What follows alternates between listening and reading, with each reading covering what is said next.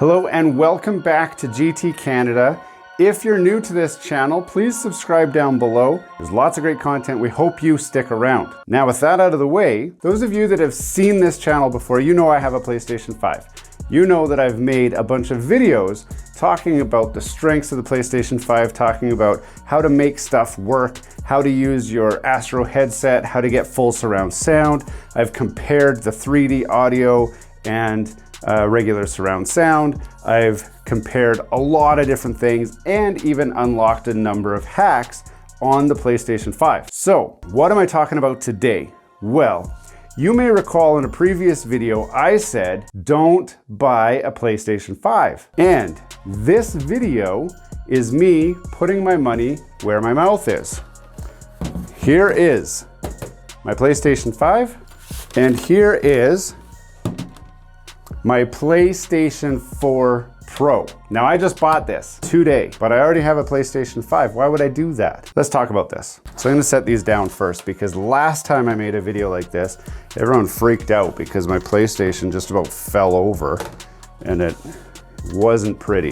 It was wobbling back and forth. Everyone was freaking out. Holy crap, you got me nervous there. Okay, they're sitting down, they're comfortable. Now, first of all, spec for spec, the PlayStation 5 is a much better console. There is no doubt that the PlayStation 5 is a great console. It is the next generation, and eventually the PlayStation 4 will be totally phased out and you'll only be buying a PlayStation 5 or a version of PlayStation 5. But do you need a PlayStation 5 right now? And if you don't, why did I buy a PlayStation 4 Pro? First, I want to talk about all the good things about the PlayStation 5, okay? Because it's not a crappy system. I'm not trying to say this is crap, just buy this. The PlayStation 5 offers next generation graphics. It offers ray tracing. It promises 4K 120 frames per second. I'll get back to that in a minute, why I say promises and not has. Also, the controller on the PlayStation 5 is truly groundbreaking with its DualSense technology, which is phenomenal. If you have not experienced it, I tell you right now as a favor, do not experience it, because once you do, the choice will be clear. I want a PlayStation 5. So just know that it is amazing, but don't try it just yet, okay? But that exists as well. Right? I'm gonna put that right there so we don't lose that. It has truly impressive specs. It has an amazingly fast internal storage system, which I've reviewed the speed test, and it is fast. It's fast. I'm not saying it's not fast. It is fast. So if this system is so great, why would I tell anybody to go for a PlayStation 4 Pro? Here's the thing. The promised 120 frames per second is not actually true. It turns out the system can't deliver ray tracing and 120 frames per second.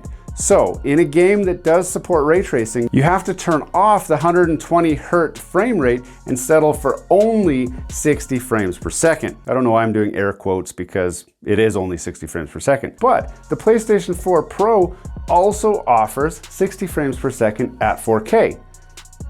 So all of a sudden they're closer. The ray tracing, in a lot of the games, they wasted it on shadows. And we got some pretty good shadows that we're already doing without ray tracing on the PlayStation 4 Pro. Some games are using it for actual reflections and that sort of thing. Spider-Man comes to mind. If you turn it on and off, you can see a real-time projection of yourself in the windows and so on. And if you turn it off, you just get kind of a blurred, blurry, whatever software guess at it. So that's great, but that's at 60 frames per second. So you get a little bit of better graphics, but it's at a cost of performance. Whereas with the PlayStation 4 Pro, you get the same results. So consider I play Warzone, okay? No secret, I play Warzone, Call of Duty, Black Ops, Cold War, and so on. That's really all I do, okay? If you are an experiential game player, I don't know if that's how you say it, but if you enjoy experiential games, the experience on a PlayStation 5 will be far superior to a PlayStation 4 or even an Xbox Series X. And the reason for that is largely this controller, because just the way that it interacts with the game is phenomenal. If you are not an experiential game player, the PlayStation 4 Pro is still a very viable option for you. And that's largely because the games are pretty much the same. Warzone, for example, uses the exact same texture packs as the PlayStation 4 Pro. So it's not running anything better. It hasn't been upgraded to a PlayStation 5 game. So it's just a glorified PlayStation 4 Pro. When it displays the image at 60 frames per second, it's actually a locked 60 frames per second because the PlayStation 5 handles that easily, whereas the PlayStation 4 Pro will have dips and valleys due to it getting bogged down when a lot of action comes on. So you're more like a 4K 30 in that case. But the picture quality is similar or the same because we're running the same textures across both systems. So that's a reason why you might want to hold off on getting your PlayStation 5 and sticking with the PlayStation 4 Pro. Now, the question is, what if I'm coming from Xbox, or if I have just a regular PlayStation 4, either the first generation or even a Slim? If I'm looking at spending my money anyway, do I buy this or do I buy this? The short answer is, I say this. Okay, I say a PlayStation 4 Pro, and here's why. I'm going to talk about Canadian dollars because that's what I know. Right now, a PlayStation 5, if you can get one in the store, is going to cost you almost 700 Canadian dollars. I just bought this PlayStation 4 Pro used for 280 Canadian dollars. That's a difference of almost $400. Now, you just said that you have an Xbox or an older PlayStation, okay? You can sell those for a regular PlayStation 4 is still being sold for around $200. Okay, that would be a Slim or a first generation. So if you sell it for $200, it offsets this cost to where you're only into it as low as $100. $100 for this, or again, you can offset the cost of this. You're still at $500 roughly for your PlayStation 5. So $100, which is some pizza with some friends, or a PlayStation 4 Pro. Is it worth the upgrade to go from regular PlayStation to the Pro? Yes. In short, yes, it is. Why? Because a lot of the games that are coming out for the PlayStation 5 are also coming out for the PlayStation 4, and they will have been optimized for play on the PlayStation 4 Pro. The gap in graphics between the PlayStation 5 and the PlayStation 4 is very small. Okay, you can look at the side-by-sides and see it for yourself. I'm not going to show you right now, right here, but it's small. Even though this is way more powerful, the actual real-world implication of what that means is nothing. It's very, very low or nothing. So for now, you don't need to upgrade past the PlayStation 4 Pro because the games that are coming out are still available on PlayStation 4 Pro. Let's talk a bit about the games still though. So the exclusive games, PlayStation 5 exclusives, a lot of them actually aren't exclusives. They're PlayStation exclusives, or they're released first on PlayStation, but they will be released on other platforms after a certain time limit has passed. That means that most of the games you're waiting for on the PlayStation 5 are going to be available on PlayStation 4 anyway. And that's going to be for at least the next couple years. The PlayStation 4 is a 10-year game system. That's what Sony promised us, and we are not at year 10 yet. That means the software will still be released for this system for at least a couple more years. That buys us time. Time for what, you might ask? Well, I'm glad you asked. The PlayStation 5 is currently on first version. PlayStation, or Sony, has been very clear, or their pattern is easy to follow, where they always release a slim version of the same model system, and there's suspicions that a Pro version would come out around mid-cycle, even with the PlayStation 5.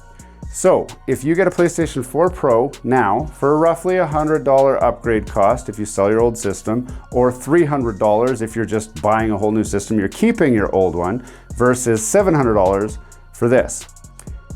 This will tide you over for at least a couple years. In a couple years from now, we will be getting a PlayStation 5 Slim.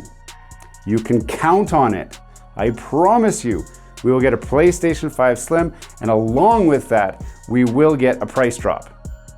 Usually there's a price drop at least. I expect a price drop. Once we get the price drop, you can look at buying the Slim version or the old first gen, selling your PlayStation 4 Pro, to get some money back and offset the cost of that. And at that time, the scenario will be similar to what we're doing right now with the PlayStation 4 Pro. So the cost of the upgrade will be minimal or much smaller than what it is right now. It's no question that early adopters pay the highest price.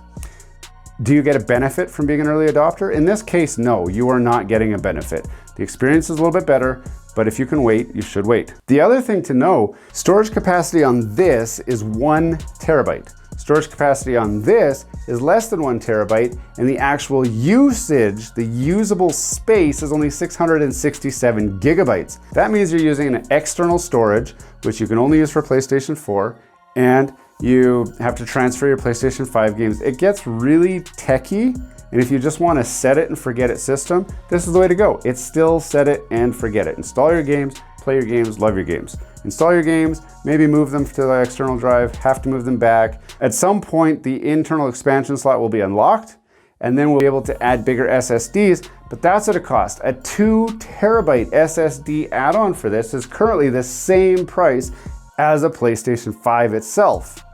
So now you're talking about an even bigger increased cost. Whereas the PlayStation 4 Pro, you can pop this cover off, grab a 4 terabyte drive, stick it in, install the software, and you have a 4 terabyte PlayStation 4.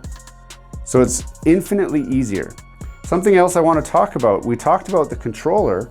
The controller was lacking a major component.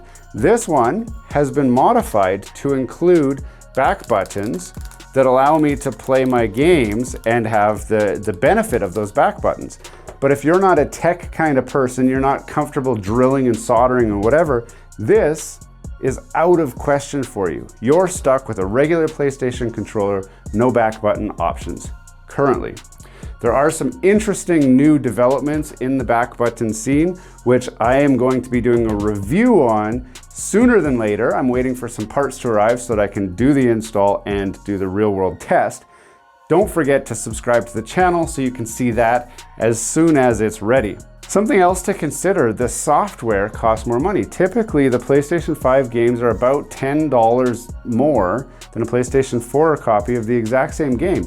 So you are actually gonna pay and pay and pay for those next-gen graphics, which really aren't as impressive enough to be worth 10 bucks in most cases.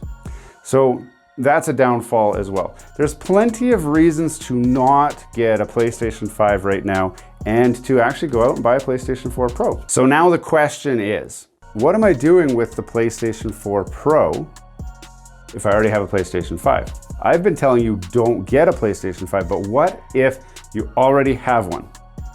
My advice to the guy who already has a PlayStation 5 is, just keep your PlayStation 5. You're not gonna go wrong. You've already got it. You've paid whatever that price is, or whatever it took to get it, you might as well just keep it, okay? If you don't have one of these though, I'm telling you, skip the hassle, buy a PlayStation 4 Pro, forget the PlayStation 5 exists for at least another year, then tune back into the scene and see where we're at with this. There's so many rumors about what's up and coming. Sony needs time to sort this system out anyway. They still need to unlock the internal storage. They still need to figure out 3D audio, making that work better. They still need to do a lot of things, and they're trying to do that with software updates. They don't have an answer for Game Pass yet, which means the Xbox is really doing very well in that field. So let Sony figure it out, lay low, just get one of these. The number one reason to not buy a PlayStation 5, you just can't get one. You still can't get one. It's more than 6 months into this life cycle, and they're still hard to find. I know people are going nuts trying to figure out where they can get it and all that. Just chill, relax, check Facebook Market like I did. Pick one up, 280 bucks Canadian. That's like $200 US. Just be patient, get one of these, you'll be happy. I hope you enjoyed this video. I hope you appreciated the content that was in this video. If you did, hit the like button below. While you wait, you can check out some of the other videos over here. There is a lot of great content in the automotive and technology space. We hope to see you again, but until next time, have a great day.